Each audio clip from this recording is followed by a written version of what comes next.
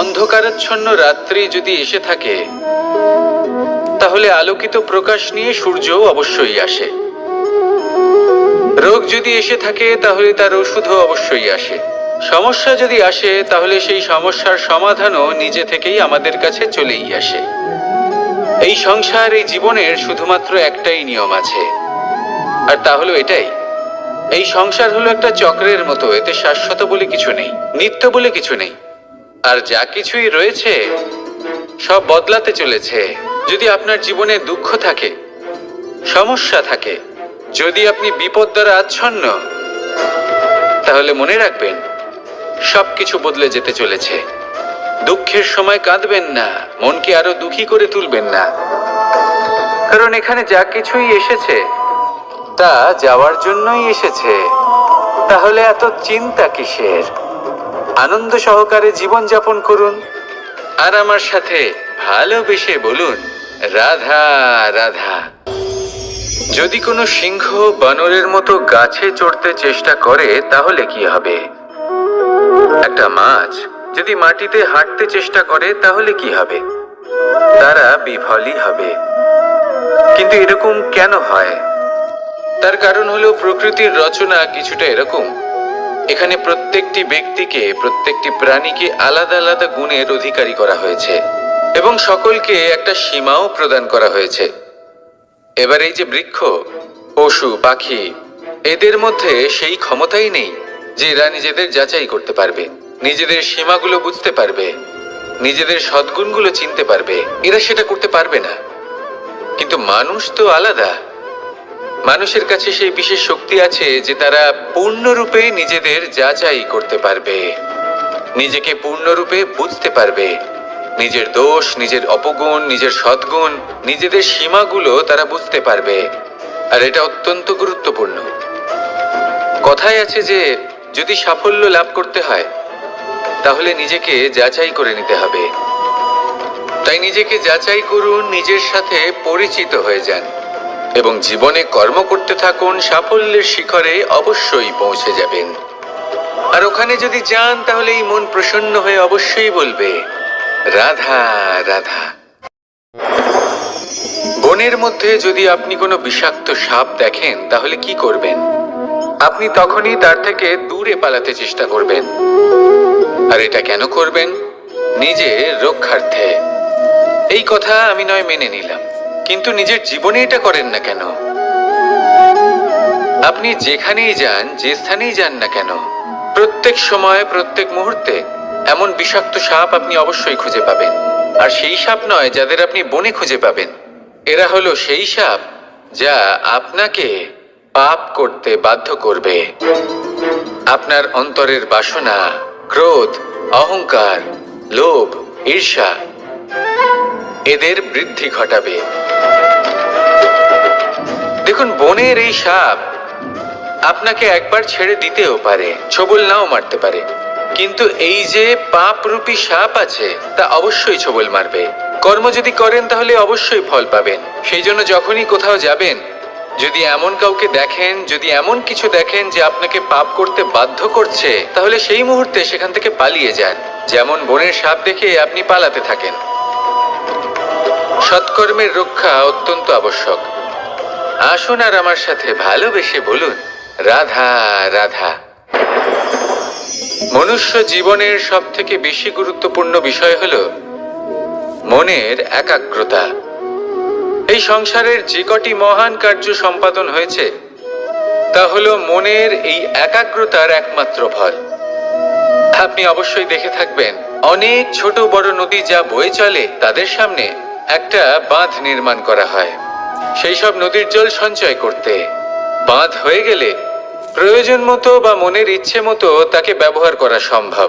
এবার এটাই আমাদের মনের সাথেও সম্ভব। আমাদের মনের একাগ্রতা আজকের দিনে দাঁড়িয়ে বিভিন্ন ধরনের বিকার, ক্রীড়া এবং ভোগের মধ্যে ভাগ হয়ে গেছে। একে একত্রিত করতে হবে, একটা বাঁধ নির্মাণ করতে হবে, কর্মের বাঁধ। আপনাকে শুধু এটাই করতে হবে, যেটা উচিত কর্ম সেটাই করুন, যেটা অনুচিত কর্ম সেটা করা থেকে নিজেকে বিরত রাখুন। ব্যাস, এই কাজটাই আপনি করতে থাকুন, মনের মধ্যে একাগ্রতার বাঁধ নির্মাণ করুন। আর একবার যদি তা নির্মাণ হয়ে যায়, তাহলে যখন চাইবেন, যেখানে চাইবেন, যতটা চাইবেন, একাগ্রতা প্রয়োগ করতে পারবেন। আর একবার যদি আপনি এটা শিখে যান, তাহলে এই সংসারকে বদলে ফেলার মতো কাজ আপনি করতে পারবেন, সমাজকে শোধরাবার মতো কাজ করতে পারবেন। তাহলে এই মনকে একাগ্র করুন আর আমার সাথে ভালোবেসে বলুন, রাধা রাধা। আমরা সবাই ফল খাই, কিন্তু আমাদের সেই ফলই প্রিয় হয় যে পরিপক্ক হয়ে ওঠে, যেটা নম্র হয়, আর যে ফল অনেক বেশি মিষ্টি আর সুস্বাদু হয়ে থাকে, যাদের রঙে বাহার দেখা যায়। সেইভাবে জীবনে আমরা নানান মানুষের সাথে পরিচিত হই, কিন্তু সেই মানুষই আমাদের মন ছুঁয়ে যায় যারা বিনম্র স্বভাবের, যাদের বাণী খুব মধুর, যাদের অন্তরে আত্মবিশ্বাসের একটা তেজ, একটা রং দেখা যায়। এবার এমন ব্যক্তি আমরা কি করে হব?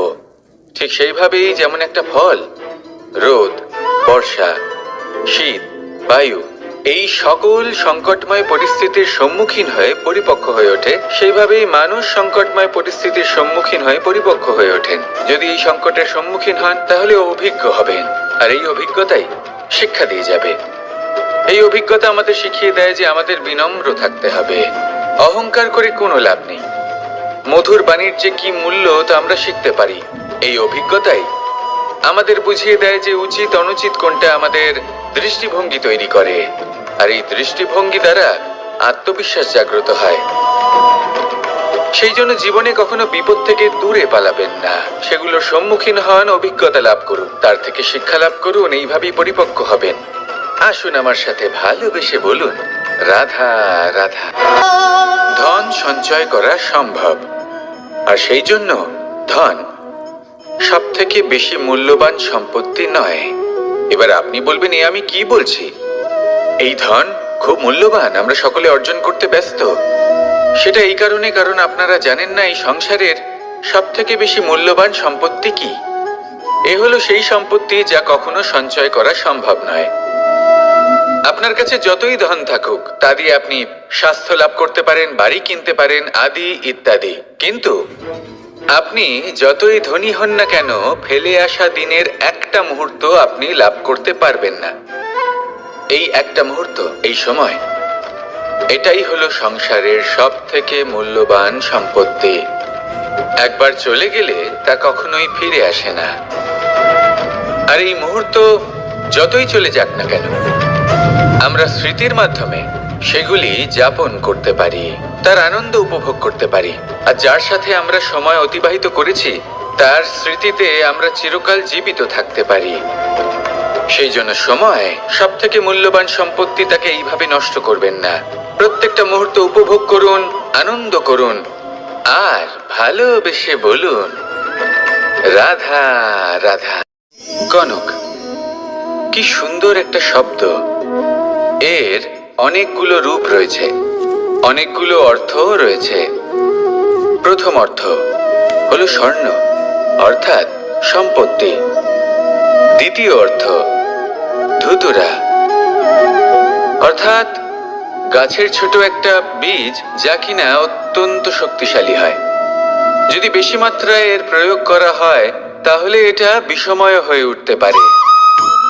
এই হলো সেই ধুতুরা যার প্রয়োগ মহাদেবের পুজোতে করা হয়। এবার প্রশ্ন হলো এটাই যে এই স্বর্ণ এবং এই ধুতুরার মধ্যে মিল কি রয়েছে। মিল হলো এটাই যে এই দুটোই মানুষকে মত্ত করে তোলে। ধুতুরা মানুষকে তখন মত্ত করে যখন তাকে সেবন করা হয়, কিন্তু স্বর্ণ, ধন, সম্পত্তি, মানুষ সেটা যতটাই অর্জন করে নেয় সেটাই যথেষ্ট। এই স্বর্ণ মানুষের ভাবনা চিন্তা করার ক্ষমতাকে বশ করে ফেলে। মানুষ সম্পত্তির লোভে মত্ত হয়ে ওঠে, কারণ যে যত চমৎকারী, যতটা অমূল্য হয়, তাকে সামলানো কিন্তু ততটাই কঠিন, তাই না? তাই মনে রাখবেন, ধন, স্বর্ণ, সম্পত্তি এগুলো ধুতুরার থেকেও অনেক বেশি বিষাক্ত হতে পারে। তাই এর ওপর আত্মসংযমের একটা কবচ পরিয়ে রাখবেন। এবং বিবেকের শক্তির সাথে এগুলো প্রয়োগ করুন, তবেই কল্যাণ হবে। আসুন আমার সাথে ভালোবেসে বলুন, রাধা রাধা। মানুষের জীবনে তিনটি গুণ অত্যন্ত প্রয়োজনীয়: শ্রদ্ধা, বিনম্রতা, যোগ্যতা। যদি জ্ঞান লাভ করতে চান তাহলে শ্রদ্ধার প্রয়োজন, যদি মান লাভ করতে চান তাহলে স্বভাবে বিনম্র হওয়া প্রয়োজন, আর যদি মনোবাঞ্ছিত স্থান লাভ করতে চান তাহলে যোগ্যতার প্রয়োজন। বিষয়টা সহজ। শ্রদ্ধা আপনাকে জ্ঞান দেবে, নম্রতা আপনাকে মান, আর যোগ্যতা উচিত স্থান দেবে। কিন্তু যদি আপনি এই তিনটি গুণ সম্মিলিত করেন তাহলে এমন কিছু লাভ করবেন যা এই সব কিছুর থেকে অনেক ঊর্ধ্বে। সম্মান। আর এ হলো সেই সম্মান যা প্রত্যেক মানুষের নিজের জীবনে লাভ করতে চেষ্টা করা উচিত, কারণ এই হলো সেই সম্মান যার কারণে আপনি চলে যাওয়ার পরেও এই সংসার আপনাকে ভালোবাসবে আর মনে রাখবে। আসুন আমার সাথে ভালোবেসে বলুন, রাধা রাধা। জীবনে গতি অত্যন্ত গুরুত্বপূর্ণ, মতিও হলো গুরুত্বপূর্ণ, এবং তার থেকেও বেশি গুরুত্বপূর্ণ হলো সঙ্গতি। একটা জলের ফোঁটা, তার মধ্যে গতি থাকে, প্রকৃতির মধ্যে তা লাভ করার ইচ্ছে নিহিত থাকে, কিন্তু এই যে সঙ্গতি তা নির্ধারিত করে যে এই জলের ফোঁটা ঝিনুকের মুখে পড়ে মুক্তোতে পরিণত হবে নাকি বিষাক্ত সাপের মুখে পড়ে বিষে পরিণত হবে। এবার দেখুন, এই জঞ্জাল স্বর্ণকারের দোকানের সামনেও থাকে এবং জঞ্জাল একজন ব্যবসাদারের দোকানেও থাকে, কিন্তু জঞ্জাল যা স্বর্ণকারের দোকানে থাকে তা ব্যবসাদারের দোকানের জঞ্জালের থেকে অনেক বেশি মূল্যবান, কারণ তার মধ্যে সোনার কণার সঙ্গতি থাকে। সেই জন্য জীবনে সঙ্গতির উপর বিশেষ গুরুত্ব দেবেন। যেমন সঙ্গতি তেমনই আপনি হবেন।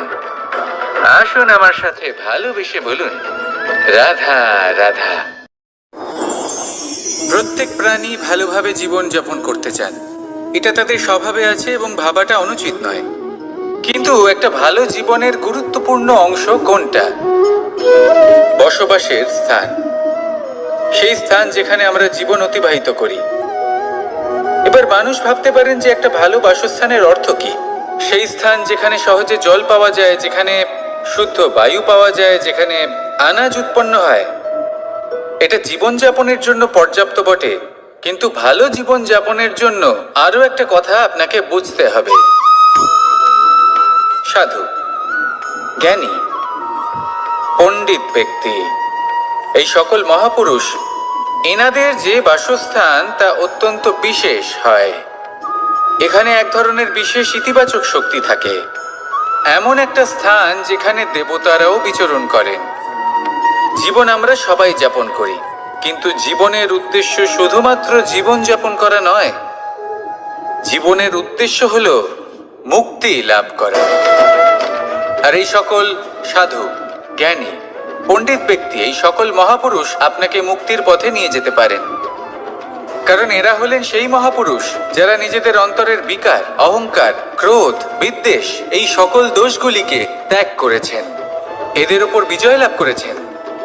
এমনই একজন ব্যক্তি আপনাকে মুক্তির পথে নিয়ে যেতে পারে। প্রয়োজন হলো শুধুই এনাদের চিনতে পারা, এদের কথা বুঝতে পারা এবং এদের দেখানো পথে চলা। যদি আপনি এটা করতে পারেন তাহলে এই মন প্রফুল্ল হয়ে বলবে, রাধা রাধা। আমি এখানে একা এই বনে বসে আছি, বাঁশি বাজাচ্ছি। কার জন্য? কে আছেন এখানে? কেউ নেই। আমার প্রজা, আমার রাজ্য, আমার পরিবার আমার থেকে অনেক দূরে আছেন। আমি এখানে একা এই বনে বসে এই আকাশের এই রঙের, গাছের এই সব ফলের, মাটির সুবাসের আনন্দ উপভোগ করছি। কেন? আমি হলাম দ্বারকাধীশ। এমন কি রাজকীয় বা ভৌতিক সুখ রয়েছে যে আমি ওখানে পেতে পারি না? সবকিছুই পেতে পারি, তাও এখানে বনে একা বসে আছি। কোন সুখ খুঁজে চলেছি? একা থাকার সুখ। আমরা প্রত্যেকদিন অনেক মানুষের সাথে, চিন্তাধারার সাথে, কর্মের সাথে, পরিস্থিতির সাথে, সুখ দুঃখের দ্বারা বেষ্টিত থাকি। জীবনের এই চক্রে আমরা জড়িয়ে পড়তে থাকি। যতই আমরা এই সমস্যার সমাধান করি, আমরা ততই এতে জড়িয়ে পড়ি। আমরা এতটাই জড়িয়ে পড়ি যে যখন আমরা আয়নায় নিজেদের দেখি, তখন আমরা নিজেদের চিনতেই পারি না। এমন মনে হয় যেন আমরা নিজেদের হারিয়ে ফেলেছি। সেই জন্য প্রত্যেক দিন আপনি কিছু সময় নিজের সাথে কাটান একান্তে। এটা অত্যন্ত আবশ্যক। নিজের অস্তিত্বের গভীরে গিয়ে দেখতে শিখুন, নিজেকে বুঝুন। অদ্ভুত শান্তির অনুভূতি হবে। যেমন এই বায়ু, এই বৃক্ষ, এই পুষ্প, এই নিসর্গ, এদের মতো আপনিও কখনো একলা হতে শিখুন। কখনো নিসর্গের একটা অংশ হয়ে দেখুন। এই মন প্রসন্ন হয়ে বলবে, রাধা রাধা। ওমাই কি, আমি কখন থেকে এখানে অপেক্ষা করছি, হাত পেতে দাঁড়িয়ে রয়েছি যাতে একটা ফল আমার হাতে এসে পড়ে এবং সেটা আমি খেতে পারি। কখন থেকে অপেক্ষা করছি, কিন্তু সেটা হচ্ছেই না। এবার আপনি বলবেন যে এসব কি বলছি, এ কি অদ্ভুত কথা বলছি। যদি ফল খেতে হয় তাহলে আমাকে বৃক্ষে চড়তে হবে, ফলের কাছে পৌঁছতে হবে, তবেই তো ফল পাবো। এবারে এটা অত্যন্ত সহজ ব্যাপার, কিন্তু এই বিষয়টা আপনি নিজের জীবনের প্রসঙ্গে ভেবে দেখুন। লক্ষ্য কোথায় আছে আপনি জানেন, সেই লক্ষ্যে পৌঁছানোর পথ কি সেটাও আপনি জানেন, সেই পথে চলার ক্ষমতাও আপনার রয়েছে, কিন্তু তাও আপনি নিজের লক্ষ্য লাভ করতে পারছেন না। কেন? কারণ আপনি অপেক্ষা করছেন যে লক্ষ্য আপনার সামনে চলে আসবে, কিন্তু তা হয় না। লক্ষ্য সে যাই হোক না কেন, ধন হোক, প্রেম হোক, কোনো সম্মান হোক বা মোক্ষ হোক, যদি আপনি তার দিকে অগ্রসর না হন তাহলে ফল প্রাপ্তি অসম্ভব ব্যাপার, তা কোনোদিনই হবে না। সেই জন্য আপনার চোখের সামনে আপনি যদি নিজের লক্ষ্যকে দেখতে পান, তাহলে উঠুন এবং সেই দিকে অগ্রসর হতে শুরু করুন। নিজের অন্তরের সকল অশুভ গুণ দূর করুন, অলসতা ত্যাগ করুন, অজ্ঞানতা ত্যাগ করে দিন এবং চলতে থাকুন। অবশ্যই মনোবাঞ্ছিত ফল লাভ করতে পারবেন। মনে রাখবেন, চলতে থাকলে তবেই লক্ষ্য প্রাপ্তি হবে। অপেক্ষার দ্বারা শুধুমাত্র মৃত্যু লাভ হবে। আসুন আমার সাথে ভালোবেসে বলুন, রাধা রাধা। আমি দ্বারকাধীশ এবং আমার সভাতে বিভিন্ন সময় বিভিন্ন ধরনের মানুষ আসেন, নিজেদের দাবি নিয়ে, নিজেদের ইচ্ছে নিয়ে। কখনো কেউ ভোজন চান, আবার কখনো কেউ ওষুধ। কখনো কেউ বস্তু চান, কেউ আবার চান বস্ত্র। কারোর জ্ঞান চাই, কারোর ধন চাই, আবার কারোর বাসস্থান। অনেক সময় আমি এই অনুরোধ, এই ইচ্ছে পূর্ণ করি না। এবার আপনি এটা ভাবতেই পারেন যে কৃষ্ণ তো তাহলে লোভী, ওর কাছে তো সবকিছুই রয়েছে, তারপরেও সে নিজের প্রজার ইচ্ছে পূর্ণ করে না, তাদের সমস্যাগুলি বুঝতে পারে না, তাদের সুখ স্বাচ্ছন্দ্য প্রদান করে না। আসল সত্য হলো এটাই যে কোনো সবল ব্যক্তি, যে কোনো গৃহস্থ ব্যক্তি যে কাজ করতে সক্ষম, তার পরিশ্রম দ্বারাই নিজের প্রয়োজনগুলি এবং ইচ্ছেগুলি পূরণ করা উচিত। এটা অত্যন্ত প্রয়োজনীয়, আর এগুলো তিনি করতে পারেন শিল্প, ব্যবসা, আচরণ অথবা জ্ঞানের ভিত্তিতে। এই পথে চলতে হবে, পরিশ্রম করতে হবে, তবেই সে কিছু অর্জন করতে পারবে। এবার এমন কোনো ব্যক্তি যার এই সব কিছুতে কোনো রুচি নেই, যে কিছুই করতে চায় না, সে কিছুই অর্জন করতে পারবে না। এবার এরকম কোনো ব্যক্তিকে যদি আমি কোনো বস্তু প্রদান করি, তাহলে কি হবে? সে পরাধীন হয়ে যাবে, আর সেটা উচিত হবে না। তাহলে কি করা উচিত? তাকে পথ দেখানো, তাকে বোঝাতে হবে যে কোন পথে চলে তুমি নিজের লক্ষ্য প্রাপ্ত করতে পারবে। শিল্প, জ্ঞান, আচরণ এবং ব্যবসা, এই পথে কিভাবে চলে সেটা শেখাতে হবে, আর আমি সেটাই করি। তার ফলে কি হয়? ব্যক্তি স্বাধীন হয়ে যায়। সংসারে সে যা চাইবে তাই প্রাপ্ত করতে পারবে, কখনো কারোর থেকে কিছু চাইবার প্রয়োজন পড়বেই না। এই কথাটা সবসময় মনে রাখবেন। যখনই দান করবেন তা ভাবনা চিন্তা করে এমন ভাবে দান করবেন যাতে সামনের ব্যক্তি স্বাধীন হতে পারেন, পরাধীন নয়। আসুন আমার সাথে ভালোবেসে বলুন রাধা রাধা করতে শিখুন। পাণ্ডবরা বন থেকে এসেছিলেন। ওনাদের কাছে না কোনো ধন ছিল, না কোনো সম্পদ, না বিদ্যা। নিজের পরিশ্রমের দ্বারা ওনারা বিদ্যা অর্জন করেছিলেন, আর তার দ্বারাই সম্পদ অর্জন করলেন আর ধনও অর্জন করলেন। এই পাণ্ডব ছিলেন অত্যন্ত কুশল এবং শক্তিশালী। যুধিষ্ঠির নিজের পরিশ্রম দ্বারা এমন জ্ঞান অর্জন করেছিলেন যে এই সংসার ওনাকে ধর্মরাজ যুধিষ্ঠির অভিহিত করেছিল। দেখতে গেলে পাণ্ডবদের কাছে সবকিছুই ছিল, কিন্তু যখন বিষয় এলো আরো ধন লাভ করার, তখন যুধিষ্ঠির, যিনি পাণ্ডবদের মধ্যে জ্যেষ্ঠ, তিনি সকল পাণ্ডবদের সাথে দ্যুতক্রীড়ায় অংশগ্রহণ করে ফেললেন। এর ফলে না শুধু ধনলক্ষ্মী, ধর্মলক্ষ্মী, বিবেক লক্ষ্মীকেও হারালেন, আর শুধু তাই নয়, নিজের গৃহলক্ষ্মী দ্রৌপদীকেও হারিয়ে ফেললেন। এর কারণ কি? ভুলে গেলেন খুব সহজ একটা কথা। এই সংসারে সম্মান এবং সাফল্য দুটোই পরিশ্রমের দ্বারা লাভ করতে হয়, কিন্তু দ্যুতক্রীড়ার এই খেলা আমাদের ভাগ্যের উপর নির্ভরশীল। এই সংসারে দুটি পথ রয়েছে। একটা পথ যেখানে কর্ম এবং পরিশ্রমের দ্বারা আপনি নিজের পথ নিজেই রচনা করতে পারবেন, আর দ্বিতীয় পথ হলো যেখানে এই ভাগ্য এক মুহূর্তে আপনাকে শিখরেও পৌঁছে দিতে পারে, আবার ধূলিসাৎ করে দিতে পারে। আপনি কোন পথ বাছবেন সেই চয়ন আপনারই। আসুন আর আমার সাথে ভালোবেসে বলুন রাধা রাধা। কোনো এক সময়ের ঘটনা এটা। মা এবং বাবা হাটে গিয়েছিলেন, তখন আমি আর দাদা গিয়েছিলাম গরু চড়াতে। আমরা বাড়ি ফিরে এলাম, আর মা সেই সময় একটা কাজ করতেন। যখনই হাটে যেতেন দরজা তালা বন্ধ করে যেতেন। উনি খুব ভালো করে জানতেন যে যদি ওনার এই মাখন চোর সঠিক সময়ে পৌঁছে যায় তাহলে এক ফোঁটাও মাখন ওনার অবশিষ্ট থাকবে না। এবার ঘটনা কিছুটা এরকম হলো যে মা আর বাবা মাঝে মাঝে হাটে যেতেন, তাই মাঝে মাঝেই দরজা তালা বন্ধ করতে হতো। যখন মা আর বাবা ফিরে এলেন তখন বাবা ভুলে গিয়েছিলেন যে এই চাবির গোছা থেকে ঠিক কোন চাবিটা দরজার তালা খোলার জন্য উপযোগী। উনি চেষ্টা করতে শুরু করে দিলেন। একটার পর একটা চাবি দিয়ে উনি চেষ্টা করতে থাকলেন, কিন্তু সেই দরজার তালা তো খুলতেই চাইছিল না। ওনার মাথা থেকে ঘাম পড়তে শুরু করলো। তখন মা বললেন যে তালা ভেঙে দেওয়া যাক। মা চলে গেলেন, আর বাবা বললেন না না দাঁড়াও, আর কিছু চাবি বাকি আছে, এটা হয়তো খুলতে পারবো। মা হাতুড়ি নিয়ে চলে এলেন সেই তালা ভাঙার জন্য, আর তখনই বাবা শেষ চাবিটা প্রয়োগ করলেন আর দরজার তালা খুলে গেল। যদি উনি চেষ্টা না করতেন তাহলে এই তালাটাও ভেঙে যেত আর চাবিটাও নষ্ট হয়ে যেত, ঠিক কিনা? এবার এই ঘটনাটা আমি দেখেছিলাম, আর আমার মনে হলো যে কখনো কখনো এই চাবির গোছার মধ্যে থেকে শেষ চাবিটাও কিন্তু জীবনের দরজা খুলে দিতে পারে। সেজন্য আপনি যদি জীবনে সাফল্য লাভ করতে চেষ্টা করেন, নিজের লক্ষ্যে পৌঁছতে চান, তাহলে হার মানবেন না।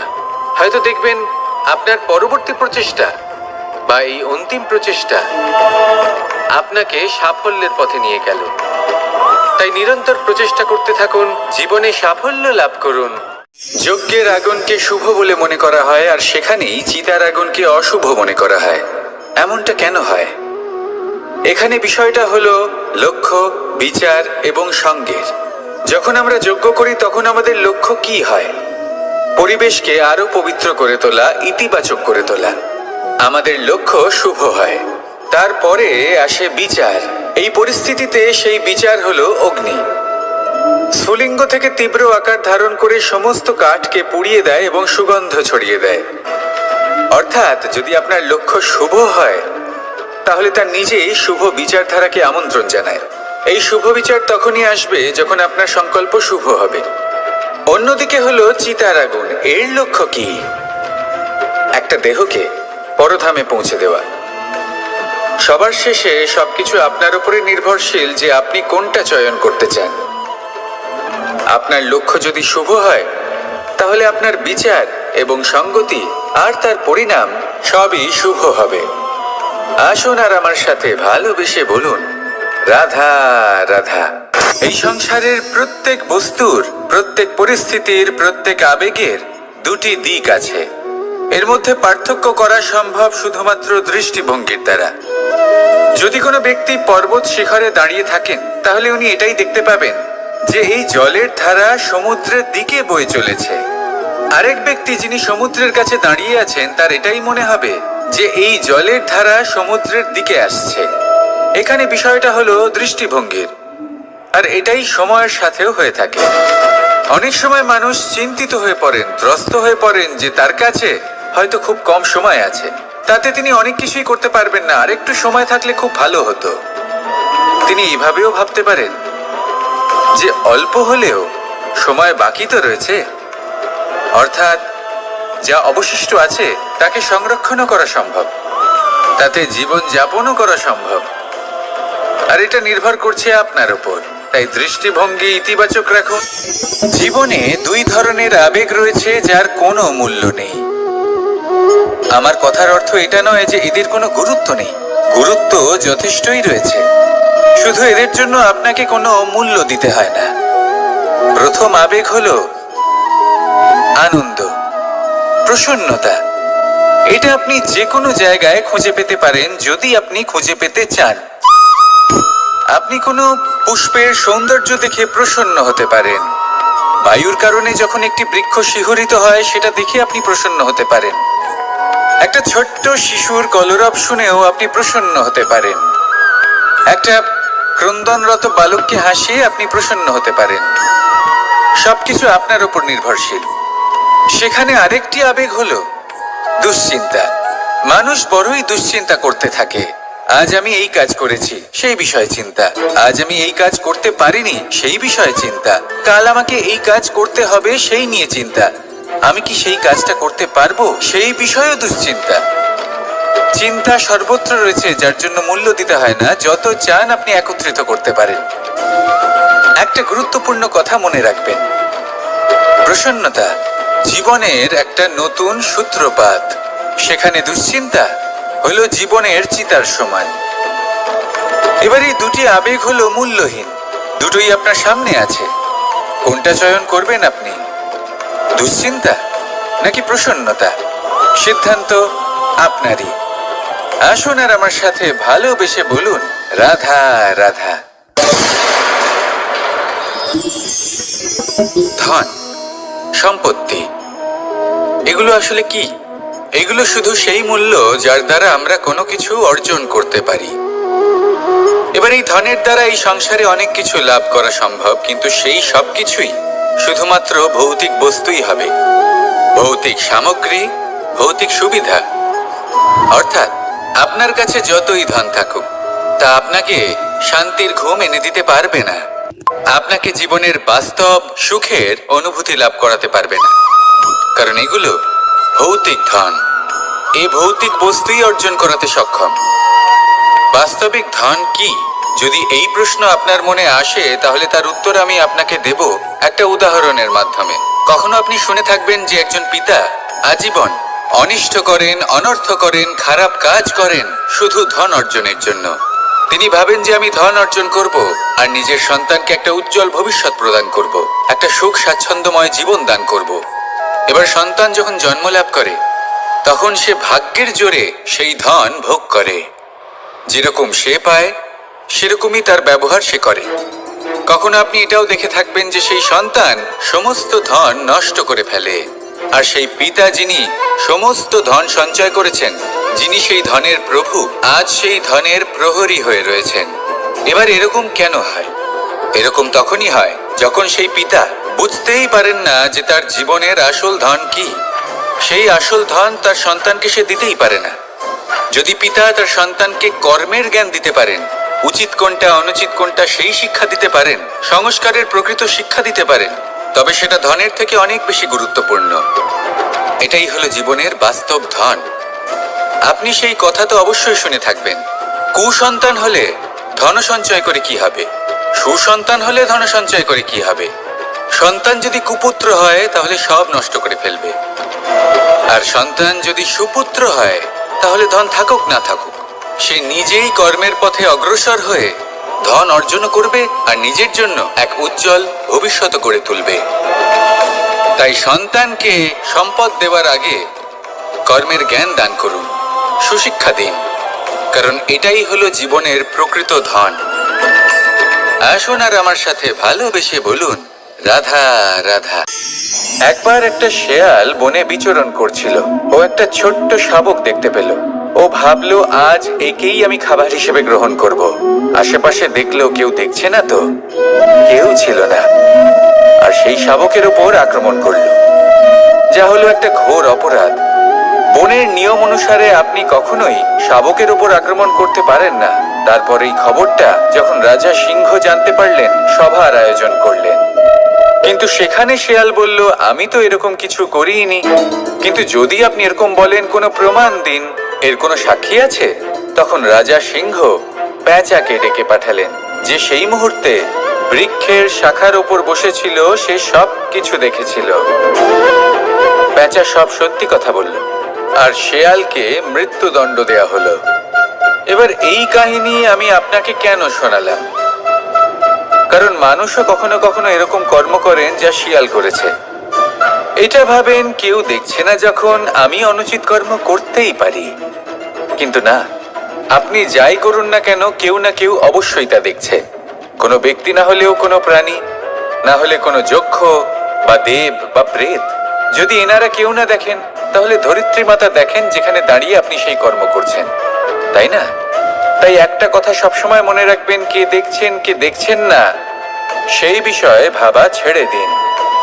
এটা খুব সহজ কথা।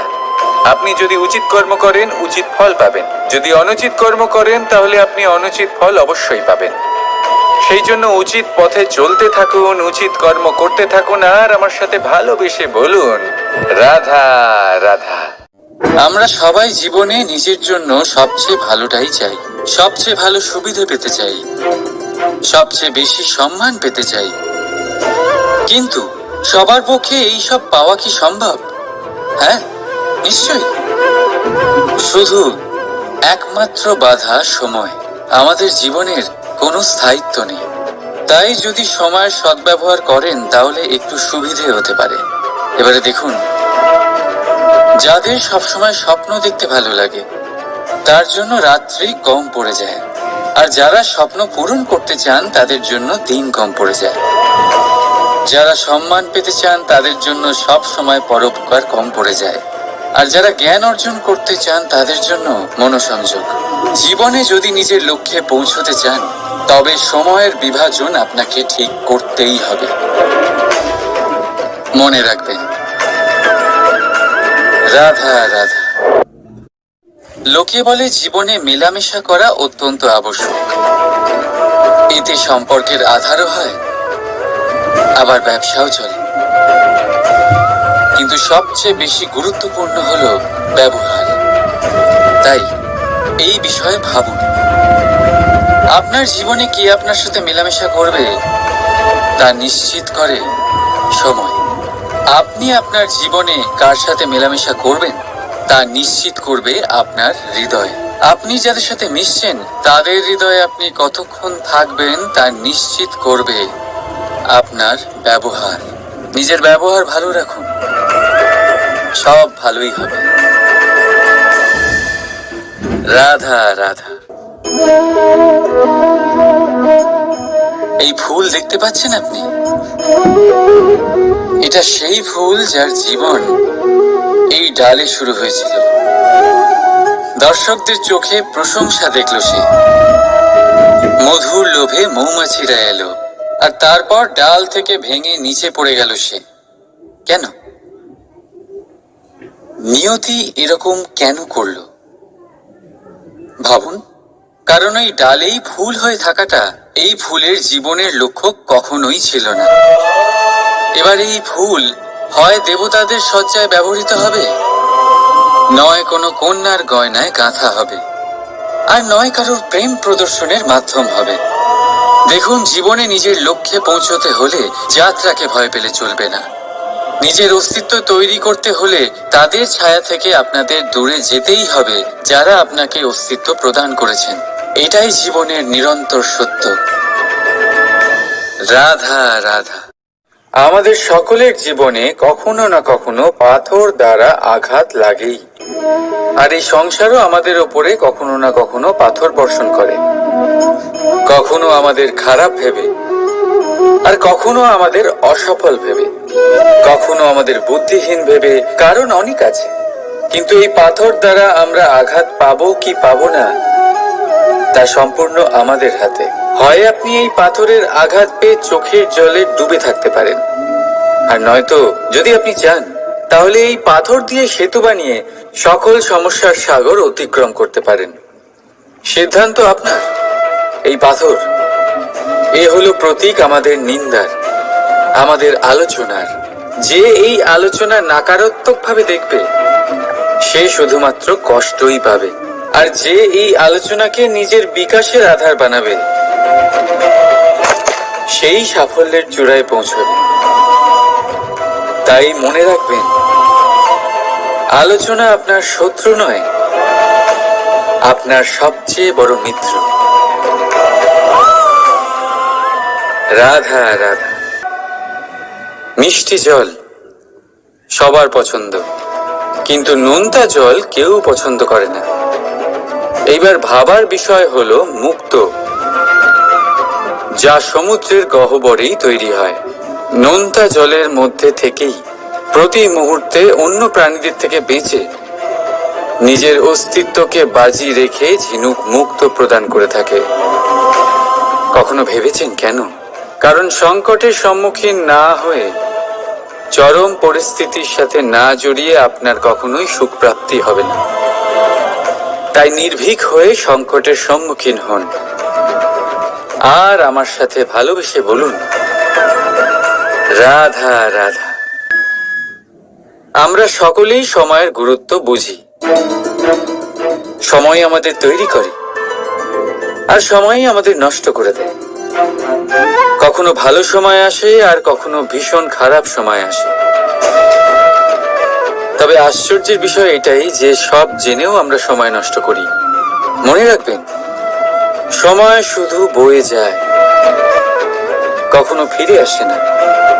তাই ভালো সময় আসার অপেক্ষায় সময় নষ্ট করবেন না। যাই করবেন আজ, এক্ষুনি, এই মুহূর্তে শুরু করুন।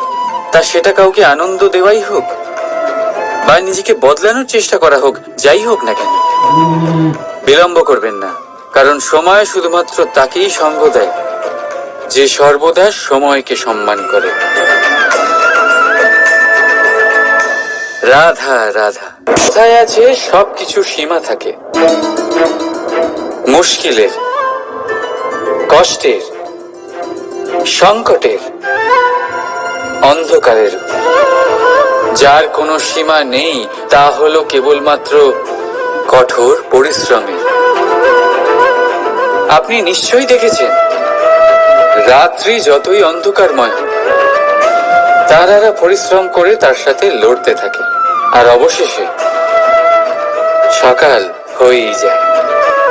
ঝড়ে পাখিদের বাসা ছিন্ন বিচ্ছিন্ন হয়ে যায়, কিন্তু পাখিরা নিজের পরিশ্রম দ্বারা তা আবার বানিয়ে নেয়। কারণ যা সীমিত তাকে অসীমের কাছে হারতে হয়, আর পরিশ্রম অসীম। রাধা রাধা।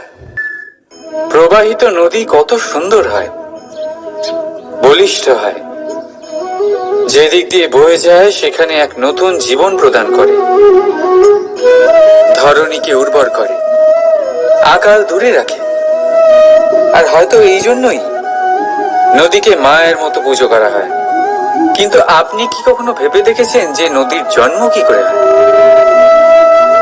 এ কি শুরু থেকেই এমন বিশাল আর খরস্রোতা হয়?